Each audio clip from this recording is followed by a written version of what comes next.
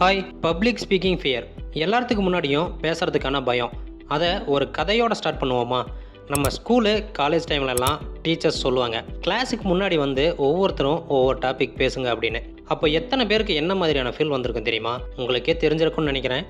நம்ம உடம்பு ஃபுல்லாக ஸ்வெட் ஆகும், நம்மளோட வாய்ஸ் நடுங்கும், சில பேருக்கு பேசாமலே கண்ணீரும் வந்துடும்.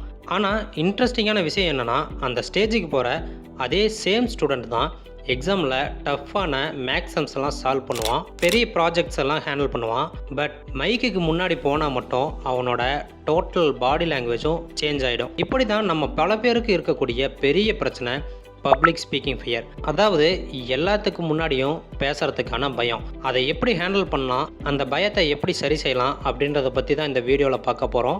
அதுக்கு முன்னாடி நம்ம சேனலை இது வரைக்கும் சப்ஸ்கிரைப் பண்ணாதவங்க தயவு செய்து சப்ஸ்கிரைப் பண்ணிவிட்டு கடைசி வரைக்கும் ஸ்கிப் பண்ணாமல் இந்த வீடியோவை பாருங்கள். ஃபஸ்ட்டு ஸ்டெப் எப்படின்னா, ஒரு குழந்தை நடக்க ஸ்டார்ட் பண்ணுறப்போ முதல்ல தவிழ்ந்துக்கிட்டு போகும், தடுமாறும், அப்புறம் கொஞ்சம் கொஞ்சமாக நடக்க ஆரம்பித்து ஸ்டெடியாக நடக்க கற்றுக்கும்.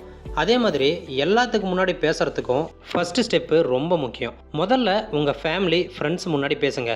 உதாரணமாக டின்னர் டேபிள்லேயே ஒரு சின்ன கதை சொல்லுங்கள், கொஞ்சம் கொஞ்சமாக அந்த சர்க்கிளை பெருசாக்குங்க. ரெண்டாவது, ப்ரிப்ரேஷன் தான் கோல்டன் கீ. ஸ்டேஜுக்கு போகிறதுக்கு முன்னாடி 100% ப்ரிப்ரேஷன் பண்ணணும். நீங்கள் ஒரு டாப்பிக்கை ஃபுல்லாக தெரிஞ்சுக்கிட்டிங்கன்னா கான்ஃபிடென்ஸ் ஆட்டோமேட்டிக்காக வரும். என்ன பேசுகிறோன்னு மைண்டில் கிளியராக ஐடியா இருந்தால் டென்ஷன் குறையும். அதே மாதிரி ரிஹர்சல் பண்ணணும், டைம் செக் பண்ணணும், எங்கே பாஸ் எடுக்கணும், எங்கே சிரித்து பேசணும் அப்படின்றத எல்லாத்தையுமே ப்ராக்டிஸ் பண்ணணும். அடுத்தது, எல்லாத்தையுமே மனப்பாடம் பண்ணக்கூடாது. நீங்கள் பேசக்கூடிய வார்த்தைகளை வேர்ட் பை வேர்ட் மெமரைஸ் பண்ணிட்டீங்கன்னா அது ஆர்டிஃபிஷியலாக இருக்கும், ஆடியன்ஸுக்கு அது போர் ஆகிடும். இன்ஸ்டீடாக முக்கியமான பாயிண்ட்ஸ் மட்டும் நோட் பண்ணுங்கள், அதை பேஸாக வச்சுக்கிட்டு ரியல் லைஃப் எக்ஸாம்பிள்ஸ் எல்லாம் ஆட் பண்ணி பேசுங்க. எக்ஸாம்பிள் சொல்லி பேசுனா ஆடியன்ஸ் உடனே கனெக்ட் ஆகிடுவாங்க. அடுத்தது, ஸ்லைட்ஸில் அடிமையாக இருக்கக்கூடாது. கார்ப்பரேட் மீட்டிங்ஸ்லலாம் பார்த்துருப்பீங்க, எல்லாருமே ஒரு bullet points, power point slides மட்டும் போட்டு பேசுவாங்க. சில நேரம் அது ரொம்ப போராகவும் போயிடும். அதுக்கு பதிலாக ஒரு சின்ன கதை சொல்லலாம், விஷுவல்ஸ் யூஸ் பண்ணலாம், ஹியூமர் ஆட் பண்ணலாம். அப்போ தான் மக்கள் நீங்கள் பேசுகிறத கவனமாக கேட்பாங்க. ஸ்ட்ரெஸ் வந்தால் என்ன பண்ணலாம்? ஸ்டேஜுக்கு போகிற முன்னாடி அந்த 2 நிமிஷம் ரொம்ப கிரிட்டிக்கல். ஹார்ட் பீட் ஃபாஸ்ட்டாகும், மைண்ட் பிளாங்காக இருக்கும், எல்லாமே நடக்கும். அது நார்மல் தான். அந்த நேரத்தில் டீப் ப்ரீத்திங் பண்ணுங்கள். 3 செகண்ட் மூச்சை இழுத்து 3 செகண்ட் வெளிவிடுங்க. அதோட விசுவலைஸ் பண்ணுங்கள், நான் கான்ஃபிடண்ட்டாக பேசுகிறேன், ஆடியன்ஸ் எல்லாருமே சிரித்த முகத்தோட கிளாப் பண்ணுறாங்க எனக்கு அப்படின்னு இமேஜின் பண்ணுங்கள். அடுத்தது, ஃப்ரெண்ட்லி ஃபேஸை கண்டுபிடிக்கணும். ஸ்டேஜுக்கு போனதுக்கப்புறம் ஒரு ஃப்ரெண்ட்லி ஃபேஸை ஆடியன்ஸில் கண்டுபிடிச்சிக்கோங்க.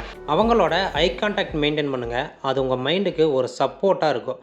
அந்த சப்போர்ட்டை ஃபீல் பண்ணிங்கன்னா உங்கள் ஸ்ட்ரெஸ்ஸு பாதியாக குறையும். அடுத்தது, மிங்கிள் பண்ணணும். பெஸ்ட் ஸ்பீச்சர்ஸ் எல்லாம் ஸ்டேஜுக்கு போகிறதுக்கு முன்னாடியே ஆடியன்ஸ் கிட்ட மிங்கிள் பண்ணுவாங்க. சின்ன இன்ட்ரோ, கேஷுவலாக பேசுகிறது, இதெல்லாம் பண்ணிட்டா ஸ்டேஜுக்கு போனதும் ஏற்கனவே தெரிஞ்ச முகம் போல் இருக்கும். அது உங்களுக்கு எக்ஸ்ட்ரா கான்ஃபிடென்ஸும் தரும். ஒரு நாள் நம்ம லைஃப்பில் கண்டிப்பாக ஒரு மைக்கு, ஒரு ஸ்டேஜ் நம்ம முன்னாடி வந்து நிற்கும். அந்த நேரத்தில் என்னால் முடியாதுன்னு சொல்கிற மாதிரி இல்லாமல் நான் முயற்சி பண்ணுறேன், பேசுகிறேன் அப்படின்னு சொல்லுங்கள். ஒவ்வொரு தடவையும் ஸ்டேஜுக்கு போகிறப்ப உங்கள் க்ரோத்து 2 மடங்காக அதிகரிக்கும். எல்லாத்துக்கு முன்னாடியும் பேசுகிறத தவிர்க்காதீங்க. மைக்கை பிடிங்க, ஸ்டேஜை வெல்லுங்க. உங்கள் வாய்ஸை இந்த உலகம் கேட்கணும். இந்த வீடியோ எப்படி இருந்ததுன்னு கமெண்ட் பாக்ஸில் கமெண்ட் பண்ணிட்டு போங்க. மறக்காமல் சப்ஸ்கிரைப் பண்ணுங்கள், லைக் பண்ணுங்கள். எல்லாத்துக்கு முன்னாடியும் பேச பயப்படுற உங்கள் ஃப்ரெண்ட்ஸுக்கு ஷேர் பண்ணுங்கள்.